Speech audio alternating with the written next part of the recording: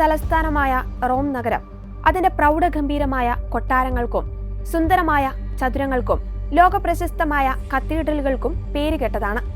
എന്നാൽ ഈ വിനോദസഞ്ചാര കേന്ദ്രങ്ങളുടെ തിളക്കത്തിന് പിന്നിൽ ചരിത്രത്തിന്റെ കറുത്ത ഏടുകളും നിഗൂഢതകളും ഒളിപ്പിച്ചു വെച്ചിരിക്കുന്ന ഒട്ടനവധി ഇടങ്ങളുണ്ട്.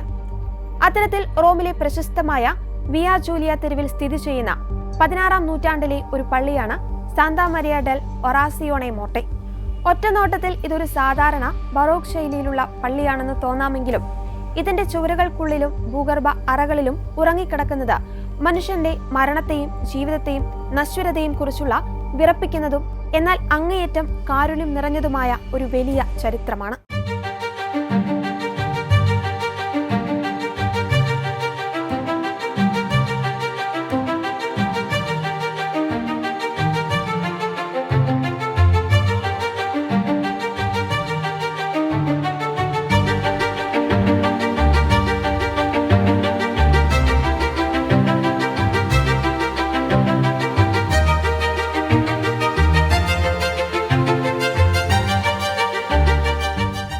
പതിനാറാം നൂറ്റാണ്ടിന്റെ മധ്യത്തിൽ റോം നഗരം വലിയ തോതിലുള്ള ദാരിദ്ര്യത്തിലൂടെയും രോഗപീഠകളിലൂടെയുമാണ് കടന്നുപോയിക്കൊണ്ടിരുന്നത്.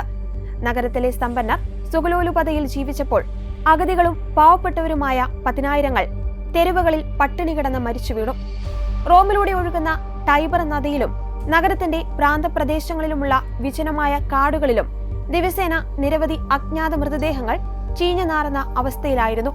ആരും തിരിഞ്ഞു നോക്കാനില്ലാത്ത ഈ മൃതദേഹങ്ങൾ മൃഗങ്ങൾക്ക് കടിച്ചു കീറുവാൻ ഉപേക്ഷിച്ചിരിക്കുകയായിരുന്നു.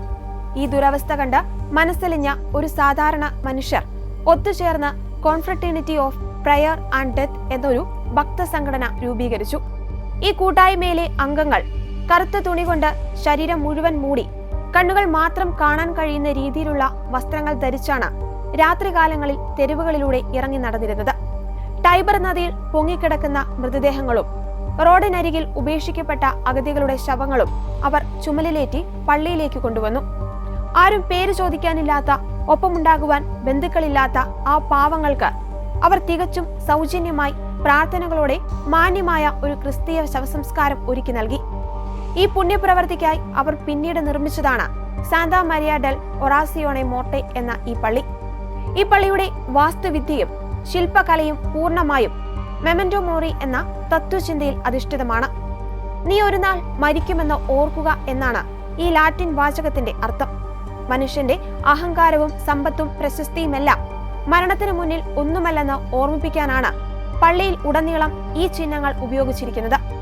പള്ളിയുടെ പുറം ചുവരുകളിൽ കല്ലിൽ കൊത്തിവെച്ചിരിക്കുന്ന മനുഷ്യന്റെ തലയോട്ടികൾ, ചിറകുകളുള്ള മണൽ ഘടികാരങ്ങൾ, അസ്ഥികൂടങ്ങൾ എന്നിവ കാണാം. പള്ളിക്ക് പുറത്തുള്ള ഒരു ഫലകത്തിൽ ചിറകുകളുള്ള ഒരു അസ്ഥികൂടം ഒരു ലാറ്റിൻ വാചകം കയ്യിൽ ഏന്തി നിൽക്കുന്നത് കാണാം. ഇന്നെനിക്ക് നാളെ നിനക്ക് എന്നാണ് അതിൽ കൊത്തിവെച്ചിരിക്കുന്നത്. അതായത് ഇന്ന് ഞാൻ മരിച്ച നിലയിൽ ഇവിടെ കിടക്കുന്നു, നാളെ നിന്റെ ഊഴമാണ് എന്ന കൃത്യമായ ഓർമ്മപ്പെടുത്തൽ. സാന്താ മരിയ പള്ളിയുടെ ഏറ്റവും ആകർഷകവും അതേസമയം ഭയമുയർത്തുന്നതുമായ ഭാഗം അതിന്റെ ഭൂഗർഭ അറയാണ്. ചരിത്ര രേഖകൾ പ്രകാരം 1552-നും 1896-നും ഇടയിൽ ഈ സാഹോദര്യ സംഘടന ഏകദേശം 8000-ലധികം അജ്ഞാത മൃതദേഹങ്ങൾ ഇവിടെ അടക്കം ചെയ്തിട്ടുണ്ട്. എന്നാൽ 1886-ൽ ടൈബർ നദിയിലെ വെള്ളപ്പൊക്കം തടയുന്നതിനായി റോം നഗരസഭ വലിയ മതിലുകൾ നിർമ്മിച്ചപ്പോൾ ഈ പള്ളിയുടെ ഭീകരമായ ഭൂഗർഭ അറകളുടെ ഭൂരിഭാഗവും നശിക്കപ്പെട്ടു. എങ്കിലും അവശേഷിക്കുന്ന അറകൾ ഇന്നും സംരക്ഷിക്കപ്പെടുന്നു. ഇവിടെയുള്ള കാഴ്ചകൾ റോമിലെ പ്രശസ്തമായ കപ്പൂച്ചിൻ ക്രിപ്റ്റിനെ ഓർമ്മിപ്പിക്കുന്നതാണ്. ഈ ക്രിപ്റ്റിലെ അലങ്കാരങ്ങൾ വെറും കല്ലുകളോ തടികളോ കൊണ്ടുള്ളതല്ല, മറിച്ച് മരിച്ച മനുഷ്യരുടെ അസ്ഥികൾ കൊണ്ടാണ് അവ നിർമ്മിച്ചിരിക്കുന്നത്. അതിൽ പ്രധാനപ്പെട്ടതാണ് ബോൺ ചാൻഡ്ലെയർ. മേൽക്കൂരയിൽ നിന്ന് തൂങ്ങിക്കിടക്കുന്ന വലിയ വിളക്കുകൾ മനുഷ്യന്റെ കൈകാലുകളെയും വാരിയെല്ലുകളിലെയും ചെറിയ അസ്ഥി കഷ്ണങ്ങൾ കൂട്ടിച്ചേർത്താണ് ഉണ്ടാക്കിയിരിക്കുന്നത്. മറ്റൊന്നാണ് പള്ളിയുടെ ചുവരുകളിൽ പൂർണ്ണമായും മനുഷ്യന്റെ തലയോട്ടിയിലെയും നട്ടലിലെയും അസ്ഥികൾ മാത്രം ഉപയോഗിച്ച് നിർമ്മിച്ചിരിക്കുന്ന വലിയൊരു കുരിശ്. പ്രാർത്ഥനയ്ക്കായി വിശ്വാസികൾ ഉപയോഗിക്കുന്ന വിശുദ്ധ ജലപാത്രങ്ങൾക്ക് പോലും മനുഷ്യന്റെ അസ്ഥികളുടെ താങ്ങാണ് നൽകിയിരിക്കുന്നത്. ഇത് മരിച്ചവരോടുള്ള അനാദരവല്ല, മറിച്ച് മരണശേഷവും ആ മനുഷ്യരുടെ ശരീരഭാഗങ്ങൾ ദേവാലയത്തിന്റെ ഭാഗമായി നിലനിൽക്കുന്നു എന്ന വിശ്വാസത്തിന്റെ പുറത്ത് ചെയ്തിരിക്കുന്നതാണ്. പള്ളിയിലേക്കും ബാക്കി നിൽക്കുന്ന ഭൂഗർഭ അറകളിലേക്കും പ്രവേശനം പൂർണ്ണമായും സൗജന്യമാണ്. സാന്താ മരിയ ഡെൽ ഒറാസിയോണെ മോർട്ടെ വെറുമൊരു കല്ലറയല്ല, അത് മനുഷ്യന് നൽകിയ ഏറ്റവും വലിയ കാരുണ്യത്തിന്റെ പ്രതീകമാണ്. പേരോ നാടോ അറിയാത്ത ഒരു അന്യന്റെ ശവം കണ്ട് മുഖം തിരിക്കാതെ അവനെ സ്വന്തം സഹോദരനായി കണ്ട് ദൈവത്തിന്റെ സന്നിധിയിലേക്ക് യാത്രയാക്കിയ ഒരു കൂട്ടം മനുഷ്യരുടെ സ്നേഹത്തിന്റെ സ്മാരകമാണിത്.